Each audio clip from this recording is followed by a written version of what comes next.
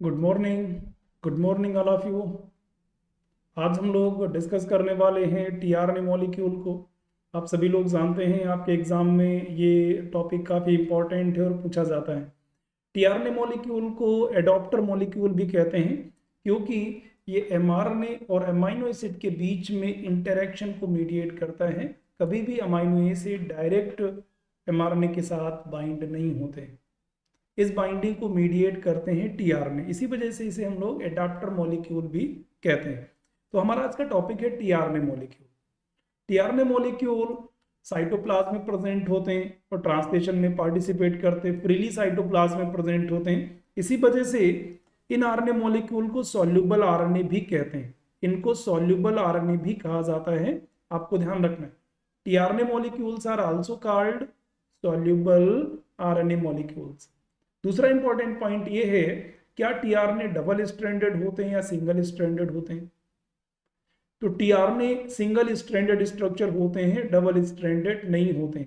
दूसरा important point सभी लोग इस समझ लें, सेल में बनने वाले सभी आरएनए मॉलिक्यूल्स सिंगल स्ट्रैंडेड ही होते हैं। सेल में बनने वाले सभी आरएनए मॉलिक्यूल्स सिंगल स्ट्रैंडेड होते हैं, डबल स्ट्रैंडेड नहीं होते हैं। क्योंकि टीआरएनए मॉलिक्यूल का जो फोल्डेड स्ट्रक्चर है उसमें कई सारे सेकेंडरी पोर्शंस मिलते हैं, अर्थात सेकेंडरी स्ट्रक्चर मिलते हैं। जो ये पोर्शन में शो कर रहा हूं, ये सेकेंडरी स्ट्रक्चर को रिप्रेजेंट करते हैं और ये इस वजह से बन जाते हैं क्योंकि टीआरएनए मॉलिक्यूल्स के अंदर ही कॉम्प्लीमेंट्री रीजन्स होते हैं और वो कॉम्प्लीमेंट्री रीजन्स एक दूसरे से कॉम्प्लीमेंट्री बनाते हैं, बेस पेयरिंग कर लेते हैं, जिससे सेकेंडरी स्ट्रक्चर क्रिएट होता है, जिसे आप क्लोवर लीफ स्ट्रक्चर कहते हैं। जो क्लोवर लीफ स्ट्रक्चर है, आपको ध्यान रखना है, वो क्लोवर लीफ स्ट्रक्चर टीआरएनए के सेकेंडरी स्ट्रक्चर को ही रिप्रेजेंट करता है। ये टीआरएनए के सेकेंडरी स्ट्रक्चर को रिप्रेजेंट करता है। आगे मैं आपको टीआरएनए के सेकेंडरी स्ट्रक्चर, उसकी अलग अलग आर्म और उसमें मॉडिफिकेशन के बारे में बताऊंगा। आज हमारा टॉपिक है टीआरएनए मॉलिक्यूल्स क्या है, कैसे बनते हैं। तो हमेशा आपको ध्यान रखना है, टीआरएनए मॉलिक्यूल सिंगल स्ट्रैंडेड होते हैं, ना कि डबल स्ट्रैंडेड होते हैं। अब प्रोकैरियोट्स में एक ही तरह का आरएनए पॉलीमरेज पाया जाता है जो सभी तरह के आरएनए को ट्रांसक्राइब करता है। लेकिन यूकैरियोटिक सेल्स में आपने पढ़ा हुआ है, 3 अलग अलग तरह के आरएनए पॉलीमरेज एंजाइम होते हैं। 3 अलग अलग तरह के आरएनए पॉलीमरेज एंजाइम होते हैं। RNA polymerase first, RNA polymerase second and RNA polymerase third. ये 3 अलग अलग एंजाइम्स होते हैं। आपको ध्यान रखना है, आरएनए पॉलीमरेज फर्स्ट आरएनए को सिंथेसाइज करते हैं, ठीक है। जो आरएनए पॉलीमरेज सेकेंड होते हैं, ये सभी तरह के एमआरएनए और एमआईआरएनए वगैरह को सिंथेसाइज करते हैं। स्मॉल जो नॉन कोडिंग आरएनएज होते हैं उन्हें बनाते हैं। जब हम लोग आरएनए पॉलीमरेज थर्ड की स्टडी करते हैं तो ये सभी तरह के टीआरएनएज की सिंथेसिस करते हैं। तो यूकैरियोटिक सेल्स में all tRNAs are transcribed by RNA polymerase third. ध्यान रखना है, यूकैरियोटिक सेल्स में आरएनए पॉलीमरेज थर्ड ही सभी तरह के टीआरएनएज को ट्रांसक्राइब करता है फ्रॉम डीएनए। यूकैरियोट्स में डीएनए प्रेजेंट होता है न्यूक्लियस में, इस वजह से टीआरएनए की सिंथेसिस और सिंथेसिस होने के बाद टीआरएनए का पोस्ट ट्रांसक्रिप्शनल मॉडिफिकेशन, या हम उसे प्रोसेसिंग भी कहते हैं या मैच्योरेशन कहते हैं, अर्थात टीआरएनए का बनना और टीआरएनए का एक मैच्योर फंक्शनल स्ट्रक्चर में कन्वर्ट होना, ये सारी प्रक्रियाएं यूकैरियोटिक सेल्स के न्यूक्लियस में होती हैं। आपको ध्यान रखना है, यूकैरियोटिक सेल्स की न्यूक्लियस में। तो आरएनए टीआरएनए की सिंथेसिस और उसका मैच्योरेशन यूकैरियोटिक सेल्स के न्यूक्लियस में होता है। न्यूक्लियस में सिंथेसाइज होने के बाद ये ट्रांसपोर्ट होते हैं साइटोप्लाज्म में और वहां पर ट्रांसलेशन में पार्टिसिपेट करते हैं। तो ये सिंथेसिस के रिलेशन में क्वेश्चन याद रखना है, सभी टीआरएनएज आरएनए पॉलीमरेज थर्ड के द्वारा ट्रांसक्राइब होते हैं।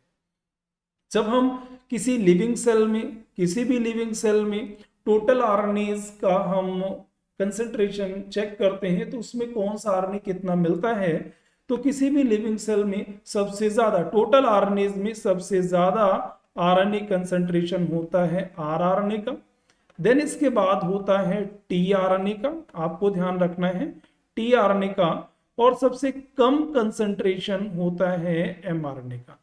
तो यदि टोटल आरएनए को हम लोग चेक करेंगे तो सबसे ज्यादा आरआरएनए, लगभग 50 to 80% या कह सकते हैं 85% जो टोटल आरएनए है उसको रिप्रेजेंट करता है आरआरएनए, और लगभग 10 to 15% टीआरएनए एंड रिमेनिंग 5% के अराउंड आप देख समझ सकते हैं एमआरएनए। तो ये आपको ध्यान रखना है, ये डिक्रीजिंग कंसंट्रेशन, सबसे कम कंसंट्रेशन एमआरएनए का होता है, उससे ज्यादा टीआरएनए का और सबसे ज्यादा आरआरएनए का। कभी इस तरह का सीक्वेंस भी पूछा जाए, इस तरह का क्वेश्चन हो तो भी आप समझ सकते हैं, उसका आंसर दे सकते हैं। ठीक है, एक सेल में क्वेश्चन उठता है कितने टीआरएनए होते हैं, तो टीआरएनए कई होते हैं, बहुत ज्यादा टीआरएनए होते हैं। लेकिन क्या एक सेल में जो बहुत सारे टीआरएनए मिल रहे हैं, फॉर एग्जांपल मैं रखता हूं ये एक सेल में 200 टीआरएनए है, तो क्या सभी टीआरएनए एक जैसे होते हैं, आइडेंटिकल होते हैं? तो ऐसा नहीं है। लिविंग सेल में 40 से 50, ठीक है, 40 to 50 डिफरेंट टीआरएनए होते हैं, वो टीआरएनए अलग अलग होते हैं। ठीक है, 40 से 50 अलग अलग तरह के टीआरएनए सेल्स में पाए जाते हैं। लिविंग सेल्स में 40 to 50 distinct type of tRNA पाए जाते हैं, और हर एक टीआरएनए स्पेसिफिक होता है किसी एक अमीनो एसिड के लिए। आपको ध्यान रखना है, चाहे वो प्रोकैरियोटिक सेल हो या यूकैरियोटिक सेल हो, तो cells contain 40 to 50 distinct type of tRNAs and each tRNA is specific for a amino acid। एक अमीनो एसिड के लिए स्पेसिफिक होता है और उस अमीनो एसिड को वो ट्रांसफर करेगा जब ट्रांसलेशन की प्रोसेस चल रही होगी। ठीक है, आपको ध्यान रखना है इन टीआरएनएस के साथ सेल के पास एक और स्पेसिफिक टीआरएनए होता है, उस टीआरएनए को इनिशिएटर टीआरएनए कहते हैं, उसको इनिशिएटर टीआरएनए कहा जाता है। आपको ध्यान रखना है सभी सेल्स में एक एडिशनल टीआरएनए पाया जाता है, उसे हम लोग नाम देते हैं इनिशिएटर टीआरएनए, और ये टीआरएनए पार्टिसिपेट करता है ट्रांसलेशन इनिशिएशन में, ये पार्टिसिपेट करता है ट्रांसलेशन इनिशिएशन में। आपको ध्यान रखना है इनिशिएटर टीआरएनए को टीआरएनए आई के नाम से जानते हैं। आगे हम लोग लास्ट में स्मॉल आई लगाते हैं जो रिप्रेजेंट करता है इनिशिएटर टीआरएनए को, और ये टीआरएनए ट्रांसलेशन के समय सबसे पहला अमीनो एसिड लेकर के राइबोसोम पर आके बाइंड होता है। तो जब ट्रांसलेशन की शुरुआत होती है, जो सबसे पहला टीआरएनए राइबोसोम पर आकर के बाइंड होता है अमीनो एसिड के साथ, उसी टीआरएनए को इनिशिएटर टीआरएनए कहते हैं। और एक बार उसने पार्टिसिपेशन कर लिया, अमीनो एसिड डोनेट कर लिया, फिर वो डिसोसिएट हो जाता है। अब उस प्रोसेस में वो दोबारा कभी नहीं आएगा, अर्थात पहला अमीनो एसिड को या पहले अमीनो एसिड को डोनेट करने के बाद उस पूरे एमआरएनए की जो दूसरे कोडॉन्स हैं उनमें कभी भी इनिशिएटर टीआरएनए आकर के दोबारा बाइंड नहीं करेगा। तो सभी सेल्स के पास एक स्पेसिफिक टीआरएनए होता है जिसे हम लोग इनिशिएटर टीआरएनए कहते हैं, और सभी ट्रांसलेशन इनिशिएशन प्रोसेस में यही टीआरएनए सबसे पहले अमीनो एसिड को लेकर के राइबोसोम पर बाइंड होता है। ठीक है, अब आपको ध्यान रखना है एक इंपॉर्टेंट पॉइंट और है, जो टर्मिनेशन कोडॉन होते हैं, टर्मिनेशन कोडॉन के लिए कोई भी टीआरएनए सेल के पास नहीं होता है। There are no tRNA for stop codon, stop codon के लिए कोई भी टीआरएनए नहीं होता है।